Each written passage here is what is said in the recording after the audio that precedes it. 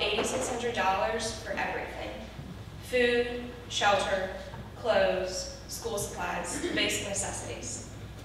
Often forgotten and pushed to the wayside are birthday parties. I set out to change that. When I first presented the idea of Celebrate RVA, I was faced with a good amount of hesitation by both family and friends, understandably. I, too, never thought I'd be running a nonprofit, filing IRS forms, and making budgets while studying for the ACT and applying to college. I started to mention it to people, and it all started to come together and really come to life. I'll never forget sitting in the Commons with Libby and having her brainstorm with me on names. We sat in silence for a few minutes, and she just scribbled on a piece of paper and said, "Celebrate, RVA." It was perfect. Well, I tried to ignore the idea, and I tried to tell myself I needed to wait on this project. I just wasn't happening, and I knew it. I felt called to celebrate underprivileged children's birthdays. Celebrating is a huge part of our lives. We celebrate everything, from the small things, like finding $5 in your pocket, or having that super cute guy call you by name, to the really big things, like getting into college, or getting an A on one of Ms. Havennick's tests. For the children we celebrate, celebration is something truly magical and rare. They aren't used to it and are truly blown away by the event. My life has been changed by my service work, the experiences I've had, and the people I've met. Community outreach, specifically Celebrate, has led me to meet some pretty incredible people. The one that will always stand out to me and has forever made a mark on my life is head VCU soccer coach Dave Gifford. He was the first person to believe in me and the first person to tell me that what I was doing was worthwhile. After our first meeting on February 26th, I knew I had an ally in all this craziness. He's inspired me to be a community leader. I see this incredible team admire him and his leadership. It's kind of crazy. The whole team looks up to Coach Gifford, and in turn, every single child we celebrate thinks the guys are superstars and treat them like David Beckham just walked in the room. Coach is an incredible and active community partner and has such a huge heart. We are so lucky to have him and his team on board. At our first party, held at a steakhouse here in Richmond, I had my first try not to bawl my eyes out moment. A safe house is a confidential location for women and children who are fleeing abusive relationships. Being at a safe house is a sensitive situation, and we braced ourselves for whatever we needed to do to make sure this was a memorable occasion for our birthday child. Our volunteers from VCU Soccer, Garrett and Dennis, arrived, and simply put, the women were petrified watching them approach the house. Two large men they had never met before walking into their safe space was a very stressful experience. We made our introductions, and within 5 minutes, the children and mothers living in the house were laughing and playing with the guys. We ran in sprinklers, ate pizza and cake, opened presents, and celebrated Javon's special day.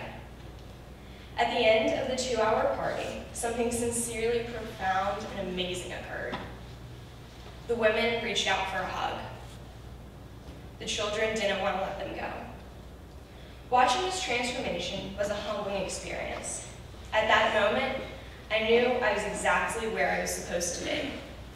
Garrett and Dennis are two incredible examples of the changes and impact all of our volunteers make. At our first party at Oak Grove Bellmead, I had the opportunity to recognize these parties are for every single child individually.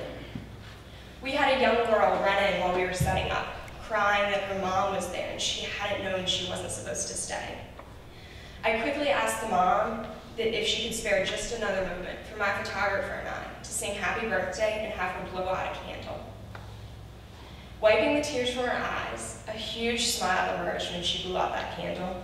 I hope she made the biggest wish and that it comes true for her. My wish for her is that she knows how strong, brave, and beautiful she is. Now, while all these amazing experiences seem peachy and dandy, life isn't too glamorous. I'm dealing with the IRS, budgets, lawyers, and insurance, and if I never saw a strategic fundraising plan again, I'd be just fine. But when I take a step back and look at everything I receive, I realize it is so worth it. Community service is a way of life. Marie Wright Edelman, once said, "Service is the rent we pay for being." We have been blessed with so much. He gave it all to us so that we could share it with those less fortunate than ourselves. I challenge each of you to find something you're passionate about, whether that's tutoring inner-city kids, helping out with your church's youth program, raising money for natural disasters, or being an EMT. I urge you to find it. Find what ignites your heart and absolutely fills your soul. I have never felt forced to do anything with Celebrate. Everything is joyful. I love shopping and planning parties, organizing supplies, and writing 50 handwritten letters to the most appreciative children in the world. My biggest blessing, besides seeing smiles and hearing laughs on party days, is that I've never had to work at Celebrate. Sure, the emails and contracts and meetings can be daunting, but my work has only changed my life for the better. I'm beyond blessed to have figured out what I want to do with my life and what sets my heart on fire. I'm not here today to tell you you should start a nonprofit. I'm not here to tell you you have to decide what you want to do with your life. I am here to tell you that reaching out and doing community service with your whole heart is something that everyone should do. Don't do it for the hours. Do it for the joy. I can imagine a few of you are now thinking about how many hours you have left to pass community service this year or last year. I can guarantee you it'll be 10 times easier if you think about it a little bit differently. Let me explain. Community service is not about the hours. It's about the joy and satisfaction we receive in serving others. It's about touching lives and changing people. Honestly, outreach brings me so much joy and absolutely fills my heart to the brim. I sometimes feel selfish. I feel selfish because why should I be receiving more than I give? I'm receiving so much happiness and grace that it overwhelms my very being.